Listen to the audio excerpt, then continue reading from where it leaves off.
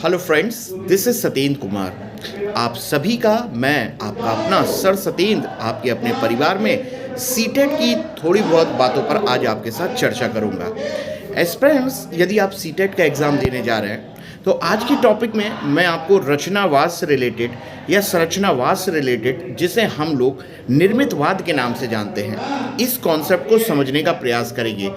देखिए फ्रेंड्स, यदि कभी रचनावाद वर्ड आ जाए या निर्मितवाद वर्ड आ जाए या संरचनावाद वर्ड आ जाए तो इसका अर्थ होता है कि टीचर और बालक दोनों ही कक्षा कक्ष में एक्टिव होते हैं और बच्चा जो होता है सक्रिय रूप से वातावरण से इंटरेक्ट करके, इस भौतिक दुनिया से इंटरेक्ट करके अपने ज्ञान की रचना स्वयं करेगा।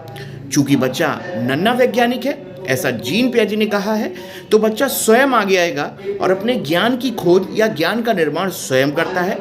टीचर केवल और केवल फैसिलिटेटर की भूमिका में होता है, जो जरूरत पड़ने पर बच्चे की केवल थोड़ी बहुत सहायता प्रोवाइड कराएगा, लेकिन संपूर्ण सहायता प्रोवाइड नहीं कराएगा। रटने वाली इस बात को ध्यान रखेंगे।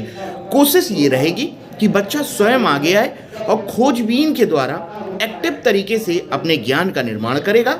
जहाँ पर एक बात ध्यान रखिएगा, रचनावाद में कभी भी हम लोग एक्सटर्नल मोटिवेशन की बात नहीं करते हैं। कहने का अर्थ ये है कि अगर यदि आप बालक को बोल रहे हो कि अगर आप कुछ कार्य कर रहे हो तो हम आपको संपत्ति देंगे या पैसा देंगे या पुरस्कार देंगे, ये रचनावाद स्वीकार नहीं करता।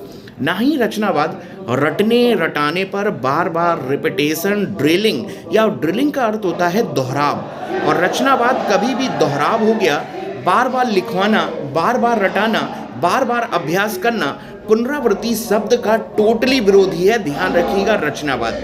और कभी भी पुनर्बलन और दंड जैसी अवधारणाओं की बात नहीं की जाती।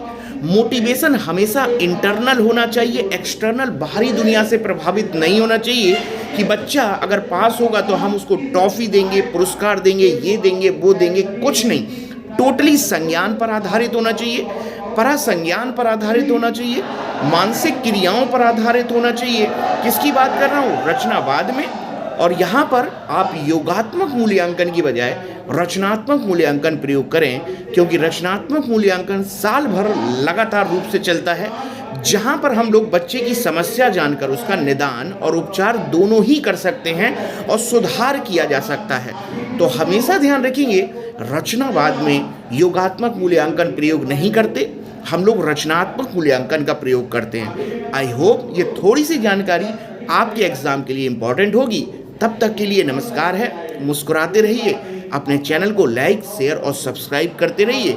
मैं अगेन आपके साथ मिलूंगा, आपका अपना सर सत्येंद्र। तब तक के लिए नमस्कार है, आदाब है, इस्तकबाल है, और माँ सरस्वती को नमन एवं वंदन करते हुए माँ सरस्वती सभी हमारे प्यारे बच्चों पर अपना आशीर्वाद, अपना स्नेह बनाकर रखे। तब तक के लिए धन्यवाद। Thank you, thank you, thank you.